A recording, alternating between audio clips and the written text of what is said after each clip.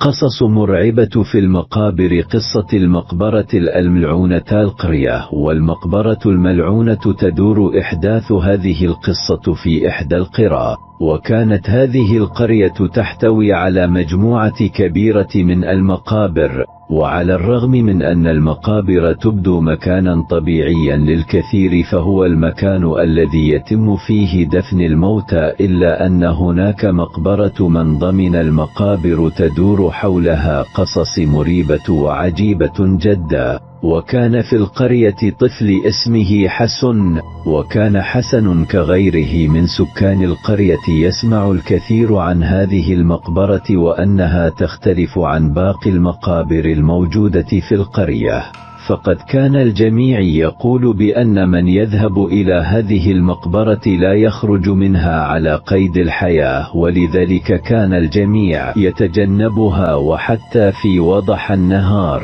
فما يدور حول هذه المقبرة كان مرعبا جدا، ومن شدة الرعب الذي كان يشعر به سكان القرية كانوا حتى لا يريدون أن يتحدثوا عن هذه المقبرة.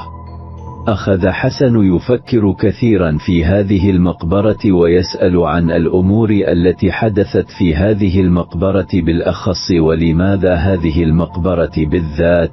وأخبر حسن أصدقائه في القرية بهذه الأسئلة ولكن دون جدوى. وهنا خطر على بال حسن بأن كل ذلك ما هي الأقاويل تروى للأطفال من أجل تخويفهم.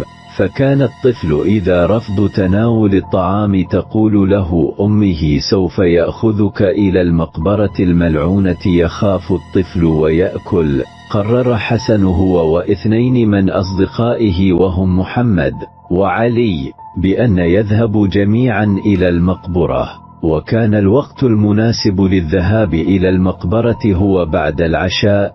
وبالفعل اتفق حسن ومحمد على الذهاب إلى المقبرة بعد العشاء، ولكن بشرط عدم إخبار أي أحد إلى أين هم متجهون، فبكل تأكيد إذا علم أحد بذلك سيمنعهم من الذهاب إلى المقبرة، وبالتالي لن يكتشف حسن لغز هذه المقبرة. اكتشاف المقبرة الملعونة. ذهب الأطفال إلى المقبرة ووجدوا الباب بدون قفل، وكان هذا غريبا فجميع المقابر بها إقفال. وهنا قال حسن لأصدقائه انظر يا محمد، انظر يا علي، لا يوجد أي شيء مخيف، فكل ما كان يدور حول هذه المقبرة مجرد إشاعات أخافتنا. ولكن حسن كان يريد الدخول إلى داخل المقبرة لكي يتأكد بنفسه، ولكن محمد وعلى رفضا الدخول.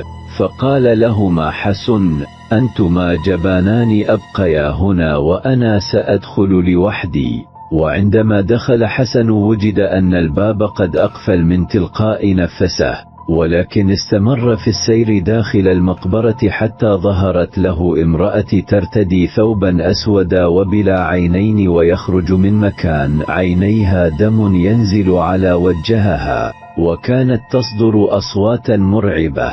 فأخذت تركض خلف حسن الذي اتجه مسرعا نحو الباب، وعندما اقتربت هذه المرأة منه أغشي عليه ولم يفق إلا وهو بجانب علي ومحمد.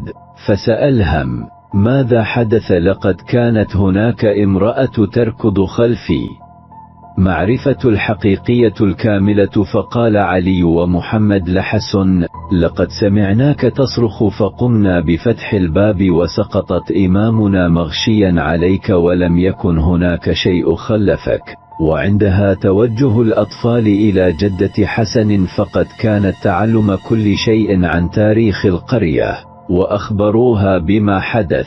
فغضبت الجدة غضبا شديدا وقالت لهم إياكم أن تكرروا ما حدث مرة أخرى، فهذه المقبرة ملعونة وكل من يدخل إليها يموت، ولولا صديقيك يا حسن لكنت ميتا الآن.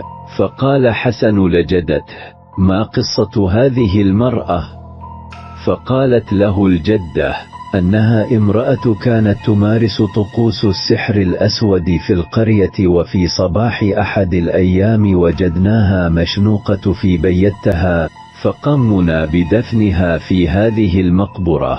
ومنذ ذلك اليوم وروحها تخرج ليلا وتبدأ في السير في إرجاء المقبرة، وإن وجدت شخصا ما تقوم بقتله، ولذلك لا تجد أي شخص يجرؤ على الاقتراب من باب هذه المقبرة. توجد في برلينغتون كونيتيكت، وأطلق عليها مقبرة السيدة الخضراء لظهور بها شبح سيدة غرقا بمستنقع بالقرب من المقبرة. قال أسطورة عاشت امرأة اسمها إليزابيث مع زوجها بمنزل بالقرب من المقبرة، وخلال فصل الشتاء خرج الزوج ليحضر الطعام والمؤن إلى المنزل، ولكن بسبب الطقس الساء تأخر الزوج بالعودة في الوقت نفسه ذهبت إليزابيث لتبحث عن زوجها، ولكنها ذهبت بالاتجاه الخطأ من الغابة بمنطقة مليئة بالمستنقعات، قدمه داخل إحدى المستنقعات وكانت تصرخ لطلب المساعدة. وفي هذا الوقت عاد الزوج وكان يحمل فانوس لكي ينير له الطريق، ورأى زوجته وها تغرق ورفض مساعدتها، وفي نهاية المطاف غرقت الزوجة. منذ ذلك الحين شوهد شبحه يحيط به وميض أخضر. يقول بعض الأشخاص أنها عادت مرة أخرى لتنتقم من زوجها حتى وفاته، ولكنها لم تختفى بعد موت زوجها، وقد شوهدت كثيرا في خلال 30 سنة الماضية. قام بعض الأشخاص بالتقاط صورة لشبح في المقبرة، فجاء بعض المراهقين بظهر سيدة خضراء أمام سيارتهم، مما أدى إلى اصطدام السيارة في شجرة. قال مجموعة من الأشخاص أنهم عندما ذهبوا إلى المقبرة طردهم رجل غامض يحمل فانوس. ويقول البعض بالرغم من أن المنزل مهجور منذ وقت طويل إلا أنه تظهر فيه أضواء خضراء تقع في مدينة ديكاتور، وها واحدة من أكثر المواقع المسكونة في الغرب الألاوسط. بعض الزوار شاهدوا شبح لامرأة في ثوب أبيض طويل ورأسها منحنى ويبدو عليها الألبكاء. منذ سنوات أرادت امرأة الزواج، ولكن والديها رفضوا هذا الزواج، فقررتها وصديقها الهرب معا. في ذلك الوقت قتل صديقها وألقيت جثته في نهر سانذا، من فعثر عليه الصيادين ووصلت الأخبار صديقته. بعد سماع صديقته لهذا الخبر ذهبت وأغرقت نفسها في النهر ودفنت في مقبرة غرينوود، ومنذ ذلك الحين شوهد شبحها يسير بين القبور في صمت، وكانت مرتدية فستان الزفاف. أيضا هذه المقبرة بها النصب التذكار للحرب، حيث دفن فيها الجنود وكانوا مدفونين بطريقة جماعية. ومنذ ذلك الحين كانت تسمع ضوضاء وصرخات قادمة من أضرحة الجنود، فضلا عن ظهور أشياء غريبة حول المقبرة الجماعية حيث دفنت الجثث.